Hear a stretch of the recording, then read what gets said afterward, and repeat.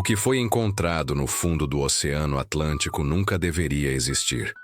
Não porque fosse impossível, mas porque durante décadas disseram que não estava ali. Um erro repetido tantas vezes que virou verdade. Um silêncio aceito como conclusão. Um submarino alemão da Segunda Guerra Mundial foi oficialmente dado como destruído do outro lado do oceano, perto da Europa.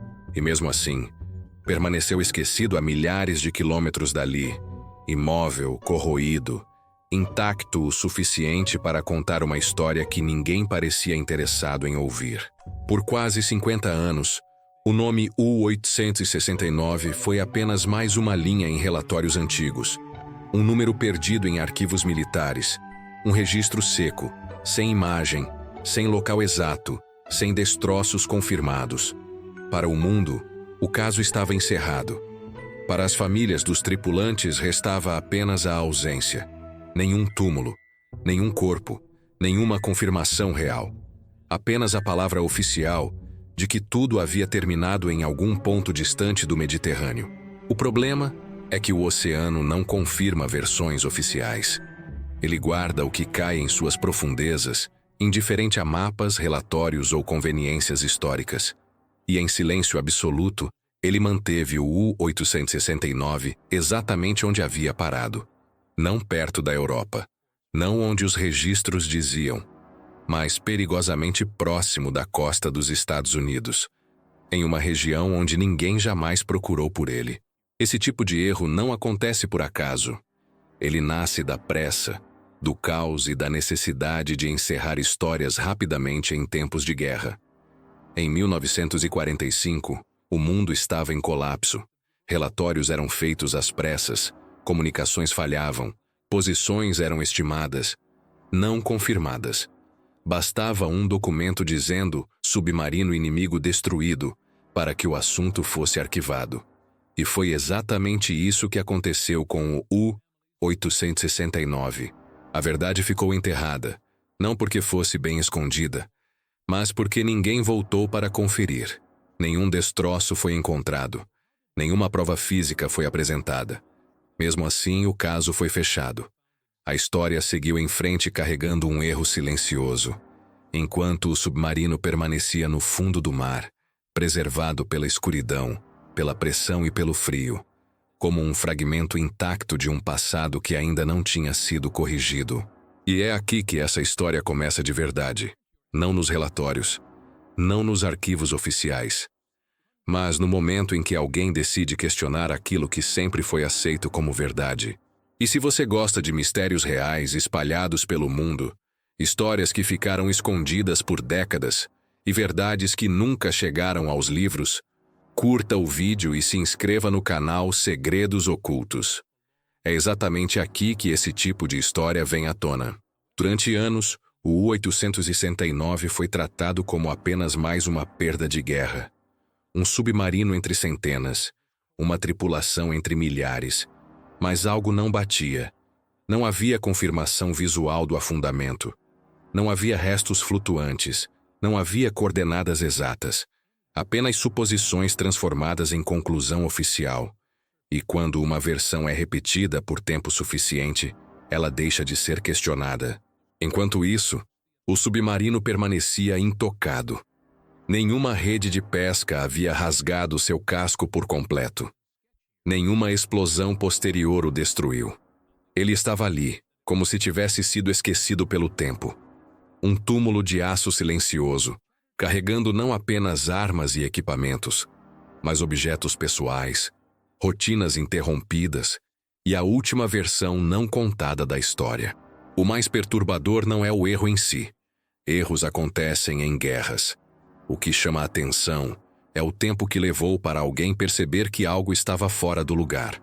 Décadas se passaram sem que ninguém perguntasse. E se estiverem errados? E se esse submarino nunca esteve onde disseram que esteve? E se toda essa história precisar ser reescrita? Quando a verdade começou a emergir, ela não veio através de governos ou instituições oficiais.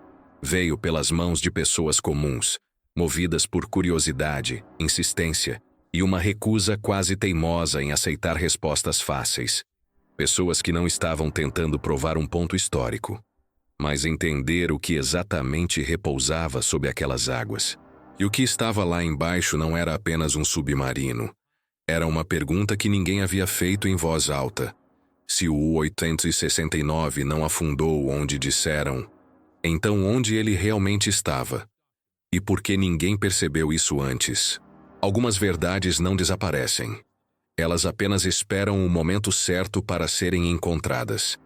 E, em certos casos, o primeiro sinal de que algo está errado não vem de um documento, mas de uma presença física que insiste em existir onde nunca deveria estar. Em algumas partes do oceano, o passado não se dissolve. Ele permanece intacto, aguardando o instante em que alguém finalmente olha para baixo e percebe que a história que conhecia estava incompleta.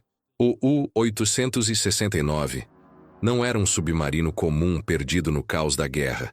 Ele fazia parte de uma categoria criada para ir mais longe, ficar mais tempo submersa e atacar onde ninguém esperava. Um projeto pensado para atravessar oceanos inteiros sem ser detectado, carregar torpedos suficientes para missões prolongadas e retornar sem deixar vestígios. Não era um recurso descartável. Era um ativo estratégico valioso demais para simplesmente desaparecer sem levantar perguntas. Construído para longas patrulhas, o submarino tinha alcance para operar longe da Europa e autonomia suficiente para cruzar o Atlântico. Seu casco reforçado permitia mergulhos profundos e sua estrutura interna foi desenhada para suportar meses de confinamento extremo. Cada detalhe tinha uma função clara. Nada ali era improvisado. E justamente por isso, sua perda deveria ter deixado rastros claros. Mas não deixou. Nos registros oficiais, o desaparecimento foi tratado de forma quase automática. Um relatório indicava que um submarino alemão havia sido afundado próximo ao Estreito de Gibraltar, sem confirmação visual, sem destroços recuperados. Mesmo assim, o U-869 foi associado ao evento. Não por provas, mas por conveniência. Havia um submarino desaparecido. Havia um relato de afundamento. As peças foram encaixadas sem questionamento. Esse tipo de decisão era comum nos últimos meses da guerra. O volume de informações era absurdo, os combates constantes e a prioridade era avançar, não revisar. Relatórios eram feitos com base em estimativas, ecos de sonar e suposições rápidas. Uma vez arquivados, raramente eram revisitados. O U-869 entrou nesse fluxo e desapareceu nos papéis antes de desaparecer no oceano. O que chama a atenção não é apenas o erro, mas a ausência total de confirmação posterior. Nenhuma expedição foi enviada ao local indicado. Nenhuma verificação foi feita com tecnologia mais avançada nos anos seguintes. O caso simplesmente ficou parado no tempo, sustentado por uma versão que nunca foi testada contra a realidade física. Enquanto isso, o submarino seguia existindo fora dos registros. Não havia testemunhas do seu fim. Nenhum sinal de batalha confirmada. Nenhuma evidência de ataque direto. Apenas o silêncio do oceano e um ponto vazio nos mapas. Um vazio que ninguém tentou preencher. A tripulação, composta por 56 homens, foi oficialmente dada como morta. Jovens, em sua maioria pouco acima dos 20 anos, desapareceram junto com o submarino. Para suas famílias, a história terminou ali. Não havia restos mortais. Não havia local exato. Apenas um ponto genérico no mapa e uma data aproximada. A ausência virou rotina. Com o passar do tempo, o U-869 deixou de ser uma história específica e passou a ser apenas mais um número entre centenas de submarinos perdidos. Um detalhe estatístico da guerra submarina. Quanto mais distante ficava o conflito, menos perguntas eram feitas. O erro se solidificou não por confirmação, mas por esquecimento. O oceano, porém, não participa desse processo de apagamento. Ele conserva. Ele esconde, mas não destrói completamente. Em certas profundidades, a corrosão é lenta, a luz não chega e o tempo parece desacelerar. O U-869 encontrou nesse ambiente um tipo estranho de preservação. Enquanto a história o apagava, o mar o mantinha intacto o suficiente para ser reconhecido décadas depois. O mais inquietante é pensar que, durante todo esse tempo, o submarino esteve ali, fora do lugar, fora da história, esperando. Não por resgate, não por reconhecimento imediato, mas por alguém disposto a confrontar o que estava escrito com o que realmente existia. E quando essa confrontação finalmente aconteceu, ela não começou com um grande anúncio, nem com uma revisão oficial. Começou com um sinal estranho surgindo onde não deveria. Um formato longo demais para ser ignorado. Um eco que não combinava com nenhuma versão conhecida. Em alguns pontos do oceano, a história não se perde. Ela apenas se esconde fundo o suficiente para não ser encontrada por quem não está realmente procurando. Nos últimos meses da Segunda Guerra Mundial, a máquina de comando alemã já não funcionava como antes. As rotas eram alteradas com frequência, mensagens se sobrepunham e decisões estratégicas eram tomadas sob pressão constante. O U-869 foi lançado exatamente nesse cenário de desorganização crescente, onde uma única falha de comunicação podia significar a diferença entre voltar ao porto ou desaparecer sem explicação. Inicialmente, o submarino recebeu ordens claras: atravessar o Atlântico e patrulhar a costa leste dos Estados Unidos, uma região que já havia sido alvo de ataques alemães nos anos anteriores. A missão não era simples, mas estava dentro das capacidades da embarcação. O U-869 foi preparado para isso. A tripulação treinou para isso. Tudo indicava que aquele seria mais um ciclo perigoso, porém previsível, dentro da lógica da guerra submarina. Mas antes que a missão fosse concluída, uma mudança ocorreu. O comando alemão reconsiderou a rota. Preocupações com combustível, desgaste da embarcação e o avanço aliado no Atlântico levaram a uma nova ordem. O U-869 deveria alterar sua área de patrulha e operar mais próximo do continente europeu, evitando áreas de alto risco. A instrução foi enviada. O problema é que nunca houve confirmação de recebimento. Esse detalhe, aparentemente pequeno, se tornaria fatal. Em operações submarinas, a confirmação de ordens não era apenas um protocolo burocrático. Era uma garantia de que a mensagem havia atravessado o ruído, a interferência e o caos do ambiente marítimo. Sem essa confirmação, qualquer suposição se tornava perigosa, e no caso do U-869, a suposição se tornou definitiva. A última comunicação registrada do submarino ocorreu em janeiro de 1945. Não mencionava coordenadas, não confirmava a nova rota, apenas informava o estado do combustível. Depois disso, silêncio absoluto. Nenhum pedido de ajuda, nenhum relato de combate, nenhum sinal de retorno. O submarino simplesmente desapareceu do mapa operacional. Diante da ausência de notícias, o comando alemão fez o que já vinha fazendo com outras unidades perdidas naquele período. Presumiu que o U-869 estivesse seguindo as últimas ordens enviadas. Presumiu que estivesse operando próximo ao Estreito de Gibraltar. Presumiu que tivesse sido destruído quando surgiram relatos aliados de um submarino afundado naquela região. Essas presunções foram suficientes para encerrar o caso. Nenhuma investigação adicional foi conduzida.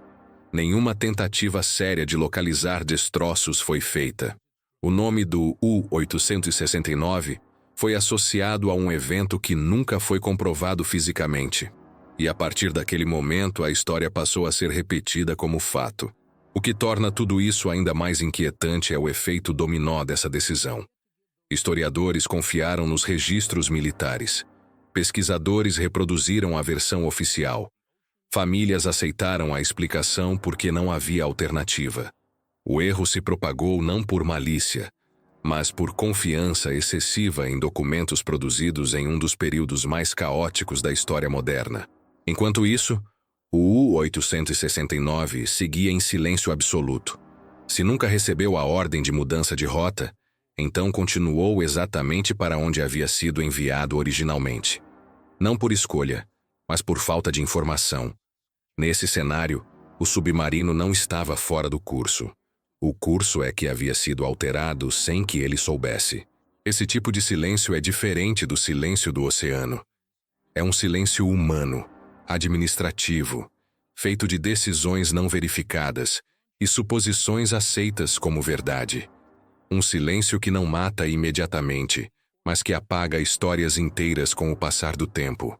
Décadas depois, quando o submarino foi encontrado longe de onde os registros diziam, esse silêncio finalmente começou a ruir. A pergunta deixou de ser, o que aconteceu?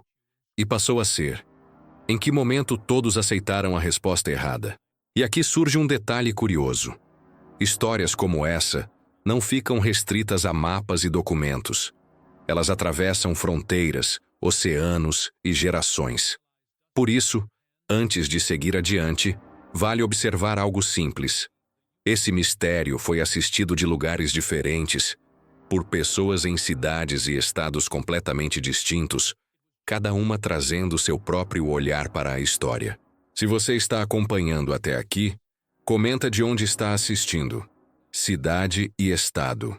Porque, assim como o U-869 cruzou oceanos sem ser percebido, essa história também atravessa lugares muito além de onde tudo começou.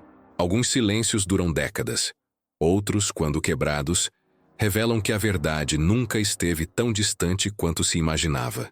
Em certos casos, ela estava apenas navegando em rota errada, e ninguém percebeu até ser tarde demais.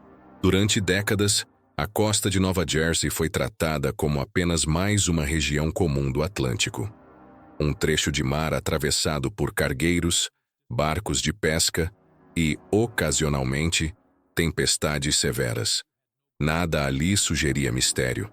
Nada indicava que o fundo daquele oceano escondia algo capaz de desmontar uma versão oficial da Segunda Guerra Mundial, aceita por quase meio século.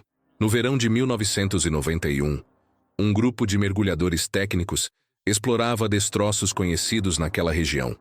Não havia busca militar, nem missão histórica. Era exploração movida por curiosidade e experiência. A área era famosa entre mergulhadores por concentrar restos de navios afundados ao longo de décadas, muitos deles vítimas de guerras antigas ou acidentes esquecidos. Era um cemitério silencioso, mas previsível, até que o sonar captou algo diferente. O sinal não parecia com um cargueiro partido, nem com um navio de pesca antigo. O formato era longo demais, estreito demais, simétrico demais. Não havia irregularidades típicas de embarcações civis. Aquilo tinha linhas precisas, quase elegantes, mesmo sob décadas de corrosão. O tipo de forma que não surge por acaso no fundo do mar. O mais inquietante não era o que o sonar mostrava, era o que ele contradizia. Oficialmente, nenhum submarino alemão havia sido perdido naquela área. Nenhum relatório, nenhuma batalha registrada, nenhuma explicação plausível para aquele tipo de estrutura estar ali. Ainda assim, o sinal permanecia, imóvel, silencioso, como se estivesse aguardando ser notado. O primeiro mergulho confirmou o impossível. A estrutura emergia da escuridão aos poucos, revelando um casco metálico extenso, coberto por redes de pesca e sedimentos acumulados ao longo dos anos. A visibilidade era baixa, a água gelada, o ambiente opressivo. Mesmo assim, não havia dúvida. Aquilo não era um navio comum, era um submarino. Não havia número visível no casco, nenhuma identificação clara, nenhuma marca que facilitasse a resposta. Apenas aço retorcido, escotilhas fechadas e um silêncio que parecia mais pesado do que a própria água ao redor. A sensação não era de descoberta imediata, mas de desconforto. Algo estava fora do lugar, e estava ali há tempo demais. Os mergulhadores sabiam que tinham encontrado algo grande, mas ainda não sabiam o quão grande seria o impacto daquela descoberta. Na ausência de qualquer registro oficial, o submarino recebeu um apelido provisório, quase irônico, um nome que refletia a confusão do momento. Um submarino sem identidade, sem passado reconhecido, sem explicação aparente. Cada nova incursão aumentava a estranheza. Instrumentos internos apresentavam inscrições em alemão. As medições seguiam o sistema métrico. A disposição dos compartimentos lembrava projetos militares específicos da Segunda Guerra. Tudo apontava para um U-boat, mas, segundo a história oficial, ele simplesmente não deveria estar ali. Aos poucos ficou claro que aquele submarino não era apenas um destroço esquecido. Era uma contradição física. Um objeto que desafiava diretamente décadas de registros, livros e documentos. Ele não apenas sugeria um erro histórico. Ele provava que esse erro existia. O mais perturbador é que o submarino não estava completamente destruído. Não havia sinais claros de uma batalha intensa ao redor. Nenhum campo de destroços espalhados como esperado em um ataque confirmado. Ele parecia ter parado ali, levado por uma sequência de eventos que ainda não faziam sentido completo. Enquanto isso, acima da superfície, o mundo seguia acreditando na versão antiga. Livros continuavam sendo impressos. Mapas permaneciam inalterados. O erro seguia intacto, sustentado pelo tempo e pela ausência de questionamento. A verdade estava literalmente sob os pés de quem navegava naquela região, invisível para quem nunca olhava para baixo. A partir daquele momento, a descoberta deixou de ser apenas curiosidade de mergulhadores.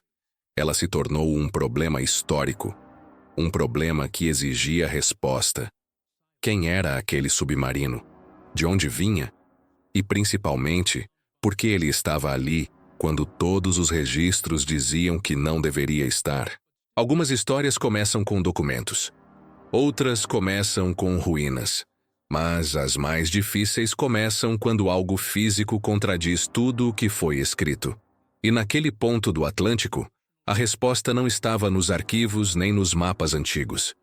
Estava escondida dentro daquele casco silencioso, aguardando o primeiro detalhe capaz de ligar aquele fantasma a uma identidade real. Entrar no interior do submarino foi diferente de qualquer mergulho anterior. Não se tratava apenas de aço corroído ou equipamentos antigos. Havia ali uma sensação de presença. Como se o tempo tivesse parado no instante exato em que tudo deu errado. As passagens eram estreitas, o espaço sufocante, e cada movimento precisava ser calculado com cuidado. A qualquer toque errado, décadas de ferrugem poderiam ceder. Os compartimentos revelavam uma rotina interrompida. Beliches empilhados, utensílios espalhados, instrumentos fixados às paredes. Nada indicava pressa extrema. Nada sugeria um pânico generalizado. O submarino não parecia ter sido abandonado às pressas. Ele parecia ter sido surpreendido. E essa diferença mudava tudo. A água fria e a ausência quase total de oxigênio criaram um ambiente peculiar. Tecidos ainda existiam. Papéis, embora frágeis, permaneciam legíveis em partes. Borrachas de vedação ainda selavam compartimentos. O oceano, que costuma apagar, ali havia preservado. Não por gentileza, mas por indiferença. Aquilo que foi deixado para trás continuou exatamente onde estava. Em meio a esse cenário, pequenos objetos chamavam mais atenção do que grandes estruturas. Uma escova de dentes, um par de botas alinhadas, um baralho ainda envolto em plástico. Eram detalhes simples, mas carregados de significado. Cada item apontava para vidas que existiram ali, confinadas em um tubo de aço por semanas, talvez meses, aguardando ordens, lidando com o medo e o tédio da guerra submarina. Foi então que algo diferente surgiu entre os sedimentos. Um objeto pequeno, comum demais para um ambiente militar. Uma faca de manteiga. Não fazia parte do armamento. Não tinha valor estratégico. Era pessoal. O tipo de coisa que alguém escolhe levar por hábito, não por obrigação. Gravado no metal gasto pelo tempo havia um nome. Não um número de série. Não uma designação militar. Um nome próprio. Aquele detalhe mudou completamente o rumo da investigação. Até então, O submarino era uma contradição técnica. Um erro nos mapas. Um problema nos registros. A partir daquele momento, ele se tornava uma história humana. Alguém esteve ali. Alguém comeu usando aquela faca. Alguém a carregou por semanas, talvez por meses, sem imaginar que ela seria a única ponte entre o presente e o passado. O nome gravado não estava ali por acaso. Ele resistiu ao tempo, à água salgada e à corrosão. Era um vestígio direto, incontestável. Não dependia de interpretação. Não exigia suposição. Ele simplesmente existia. E por isso precisava ser confrontado com a história oficial. A investigação saiu do fundo do mar e entrou nos arquivos. Registros de tripulação, listas de embarque, documentos de estaleiros navais alemães. O nome gravado na faca não era comum, mas também não era desconhecido.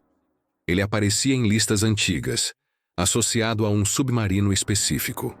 Um submarino dado como perdido em outro lugar.